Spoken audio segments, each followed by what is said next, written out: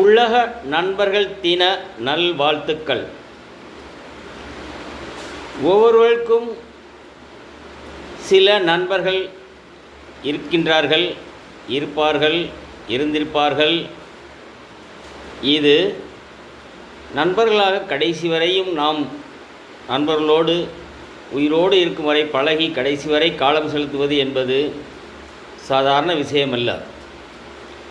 நாம் சிறு வயதில் விளையாடத் தொடங்கும் பொழுதே நண்பர்களுடன் பழகிக்கொள்கிறோம்.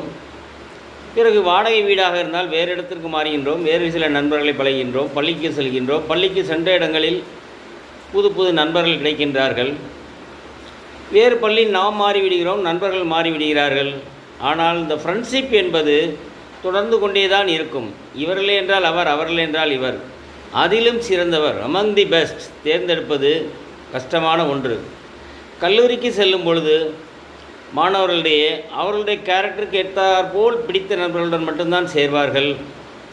சிலருக்கு சில விஷயங்களில் நாட்டம் இருக்கும், சிலருக்கு நாட்டம் இருக்காது. சிலருக்கு படிப்பில் நாட்டம் இருக்கும், சிலர் குடும்பத்தின் கௌரவத்தில் நாட்டம் இருக்கும்.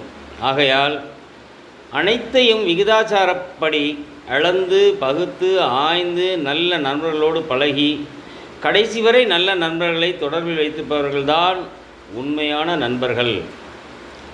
சேர்ந்தோம், சாப்பிட்டோம், ஹோட்டலுக்கு போனோம், சினிமாவிற்கு போனோம், ஒயின் ஷாப்பிற்கு போனோம், திருமண நிகழ்வு என்று முந்தின நாள் சந்தோஷமாக இருந்தோம் என்று கூடி களைவது கூத்தாடியல் கூட்டம் அல்ல.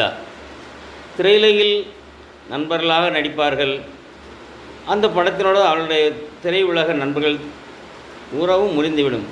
ஆனால் இதிகாச காலங்களில் வருகின்ற நாடகங்களில் உள்ள கதாபாத்திரங்களில் உள்ள நண்பர்களை பற்றி நீங்கள் படித்து பார்த்தீர்களே என்றால் இப்படியும் இருந்திருக்க முடியுமா என்பது போல்தான் இருப்பார்கள். இதிகாசம் என்பது கதையா உண்மையா என்பது தேவையில்லாத விஷயம். இருந்தாலும் இன்றளவும் நண்பர்களுக்கு எடுத்துக்காட்டாக சில உதாரணங்களை சொல்லத்தான் சொல்கிறார்கள்.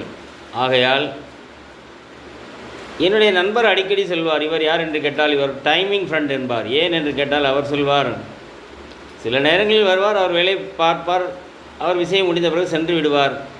பின்பு அவருக்கு தேவை ஏற்படும் பொழுது தான் வருவார். அவர்களெல்லாம் நாம் டைமிங் ஃப்ரெண்ட் என்று தான் சொல்ல வேண்டும் என்றும் விளக்கமும் சொல்வார்.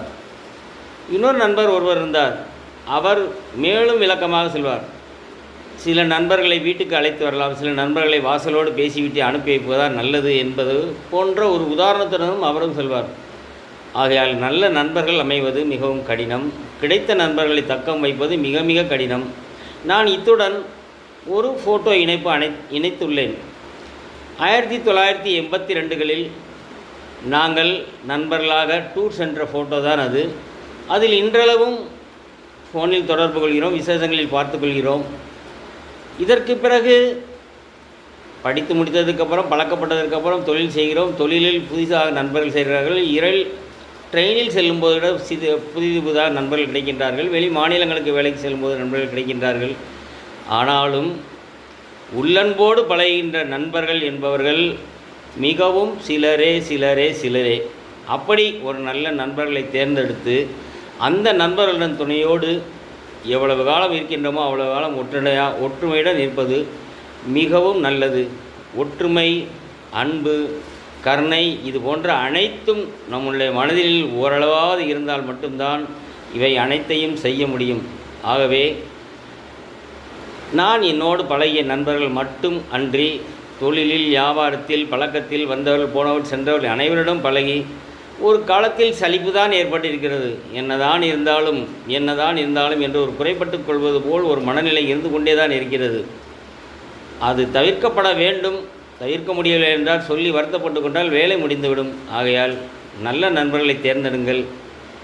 அவர்கள் நல்லவர்களா என்பதை நீங்கள் பரீட்சை வைத்து பார்க்க வேண்டாம். பழகும் பொழுதே உங்களுடைய குடும்ப விஷயங்களில், சொந்த விஷயங்களில் அவர் எவ்வளவு ஈடுபடுகிறார் என்பதை உங்களால் கணிக்க முடியும். குறிப்பாக சுத்தமான எண்ணத்தோடு நல்ல மனதோடு இருந்தால் மட்டுமே கணிக்க முடியுமே தவிர பணம் கொடுக்கிறார்கள், செலவழிக்கிறார்கள், சிகரெட் வாங்கி குடிக்கிறார்கள் என்பதற்காக அல்ல. ஆகையால் நல்ல நண்பர்களை பெற்றவர்கள், கிடைக்க பெற்றவர்கள் பாக்கியவான்களே. நன்றி.